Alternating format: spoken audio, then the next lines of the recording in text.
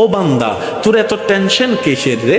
আমি আল্লাহ তো তোর জন্য আছি। সুবহানাল্লাহ, আমি আছি না তোর? আরে যার কেউ নাই তাই না টেনশন করে, যার টাকা নাই সে টাকা নিয়ে টেনশন করে, যার অভিভাবক নাই সে অভিভাবক নিয়ে টেনশন করে, যার মোবাইল নাই সে মোবাইল নিয়ে টেনশন করে। আরে আমি আল্লাহ তো আছি, তো আমি আল্লাহ তো আছি যিনি ইন্নাল্লাহ আলা কুল্লি শাইইন কাদির। আমি আল্লাহ রহমান তো আছি, আমি রহিম তো আছি, আমি গফফার তো আছি, আমি সত্তার তো আছি। সুবহানাল্লাহ, আমি গফফার তো আছি, আমি রাজ্জাক তো আছি।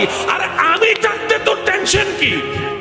বান্দা বলে যে কথা তো ঠিক, যার নাই সে এনে টেনশন করে। আমার আল্লাহ যদি আমার থাকে, আমার তো টেনশন করার দরকার। তার মানে আমি এতদিন টেনশন করেছি, আসলে আমি আমার আল্লাহকে রাখতে জানি নাই। আমি আমার আল্লাহকে রাখতে জানি, আমি আমার আল্লাহকে ধরে রাখার মতো ধরে রাখতে জানি নাই, যার কারণে তো টেনশন আমাকে স্পর্শ করেছে।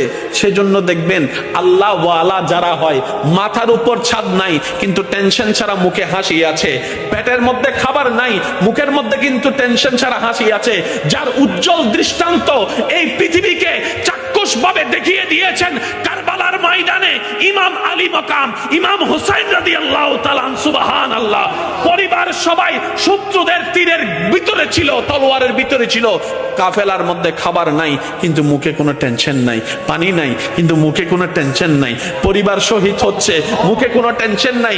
জগৎ জিজ্ঞেস করে, ও ইমাম হুসাইন, এই কঠিন মুহূর্ত আপনি এত খুশি মনে আছেন কিভাবে? ইমাম হুসাইন উত্তর দেয়, আমার মাওলা তো আমার সাথে আছে, আমার টেনশন করার দরকার কি?